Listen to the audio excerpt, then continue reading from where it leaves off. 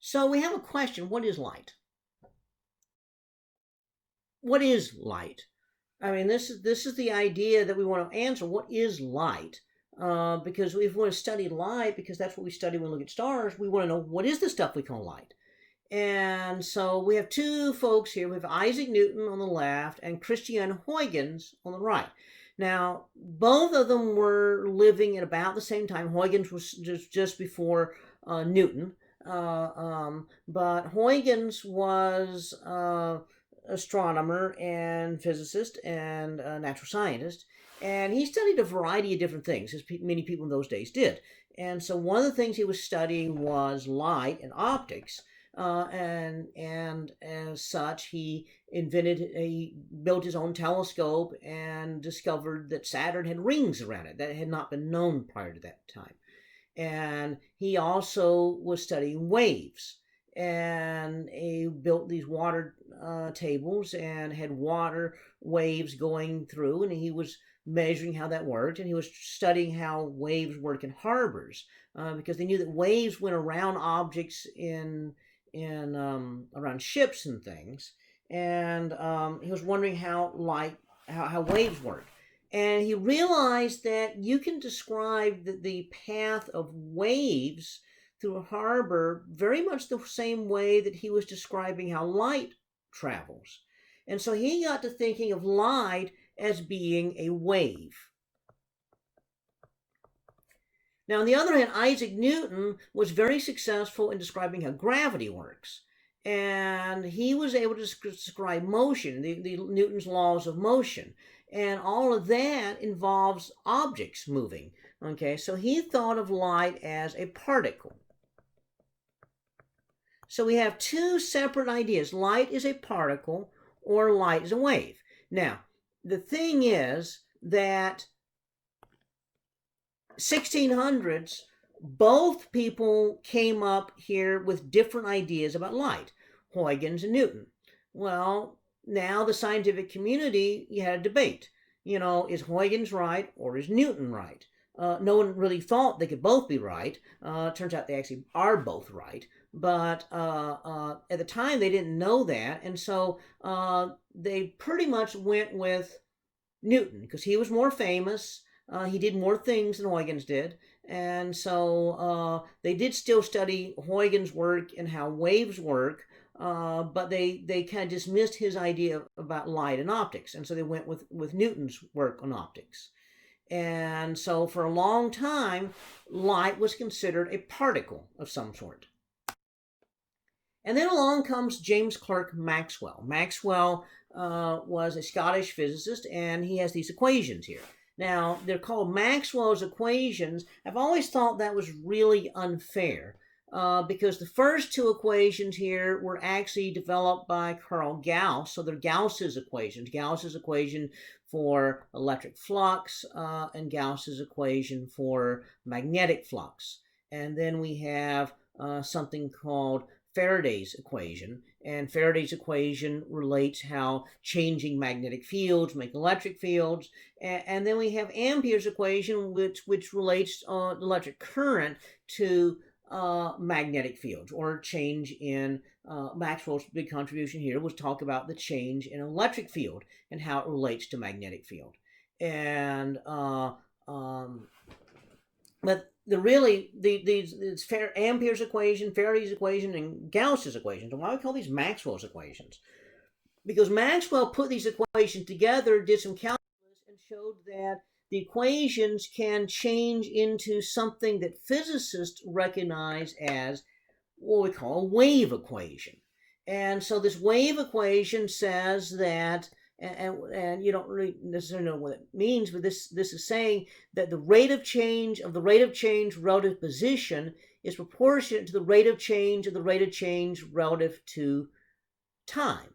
The proportionality is this thing right here.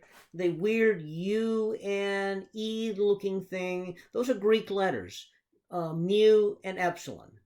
In particular, this is mu and epsilon of free space, so we call it mu naught and epsilon naught. And so what happens is that the speed of the wave is 1 divided by the square root of that proportionality. Well, if you plug in the numbers, because those are constants of nature, one relates to the strength of the electric field, the other relates to the strength of the magnetic field. They're constants. So if you plug in those numbers, what you get is the speed of light. And so all of a sudden they realized that Maxwell was describing light. So it's a wave. And so everybody just dropped the whole particle idea and said, ooh, wow, Huygens was actually right. And so we have Maxwell and the realization that light has wave properties. And so we can describe the wave properties of light. We can talk about it as electric and magnetic waves, because it turns out they later realized that light is really electric waves and magnetic waves. So where the electric field is strong, the magnetic field is strong, and so forth. So the electric field and the magnetic wave field are perpendicular to each other. So electric field going up and down in this diagram, and the magnetic field, that diagram trying to illustrate going in and out of the field, in and out of the screen. The wavelength is how far it is from where it's peak to where it's peak again. Symbol for wavelength is a lowercase Greek lambda right there. And so that's our description here of a wave, electromagnetic wave or light. The relationship between the wavelength and the frequency. Frequency is how quickly the light goes up and down. So if you had light with a long wavelength or light with a short wavelength, the short wavelength actually changes more quickly than the long wavelength. So we would say that if you're over here and these both waves are passing you, you would see the long wave change infrequently and the short wave change more frequently. And so the term frequency relates to how quickly it changes. So the short wavelength corresponds to high frequency. The long wavelength corresponds to low frequency. And then the higher the frequency, going up and down really fast takes a lot more energy than going up and down really slowly. And so high frequency is high energy, low frequency is low energy. The relationship between the frequency and the wavelength is given by the speed of light. C is a symbol we use for the speed of light, equals wavelength times frequency. An example here. Let's take radio waves. Waves are waves. Radio waves also move the speed of light, okay? And so let's say that you have a radio station that you happen to know the frequency of. So we'll take 100.1 megahertz. Okay, so if we do algebra on this equation up here, then we find that the wavelength is the speed divided by the frequency. So this is going to be the speed, which is 3 times 10 to the 8th meters per second, divided by 100.1 mega means 10 to the 6th. Okay. And so if you take that, 3 times 10 to the 8th, okay, and divide by 101.1 times 10 to the 6th, make sure you use the calculator correctly, and you get 2.97 meters. So that's roughly 3 meters. So you get a wave, and the wavelength, the distance from the peak to the peak, or from the middle to the middle, middle going up to middle going up, that is about 3 meters. Now, the interesting thing is, this relates to the kind of antenna that you want for your radio wave. Because if you cut this in half, then this is exactly symmetric with that. If you cut this in half, this is symmetric with that. So typically, what your ideal length antenna, what we call a monopole antenna, is 1/4 of a wavelength. The longer the antenna, the longer wavelength of radio wave that is designed to pick up. The shorter the antenna, the shorter wavelength. Okay. Then we want to talk about an idea called interference. If light is a wave, so we got a wave here, okay, and we got another wave. If we add those two waves together, we get a big wave. That's called constructive interference. Okay. On the other hand, if I have a wave like this, then the peaks cancel the troughs and so forth, so they cancel, and we call that destructive interference. So how are we going to utilize this? Well, we can utilize this concept of constructive and destructive interference if I had two sources here, okay, and then right here in the middle, then the light travels the same distance, so these waves are all going to be in sync. But if I look over here, one wave traveled one distance, but the other wave started further back, and so now these waves are out of sync. So even though we have two light sources here, it's going to be dark there because the light is going to destructively interfere and bright right here. Now we can actually demonstrate that exact same thing in a water tank or tray. Have a tray of water, have these waves coming through here, and then a couple of holes they go through. And what you find is there's places over here where the water goes up and down a whole bunch, and other places where the water doesn't even move. That's going to be constructive and destructive interference.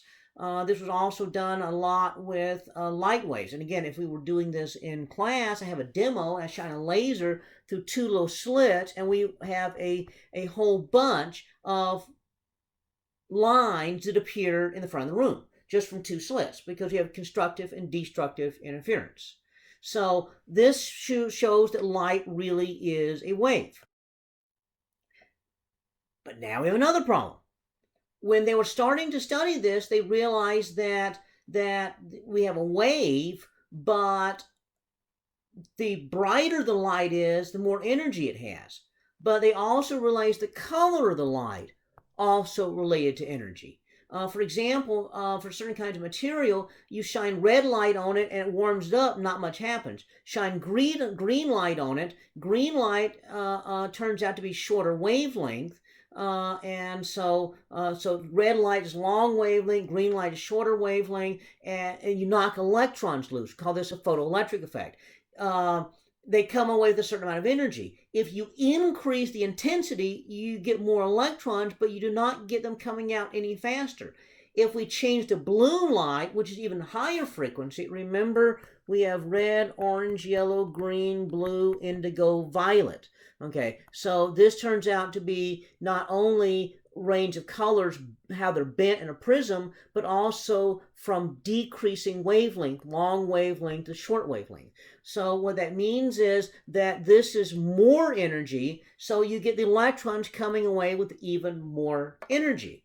So, well, there's no way of really describing this unless light actually, instead of just coming as a wave, comes as little particles of light, and each little particle carries a certain amount of energy. Okay, and the energy is related to the wavelength.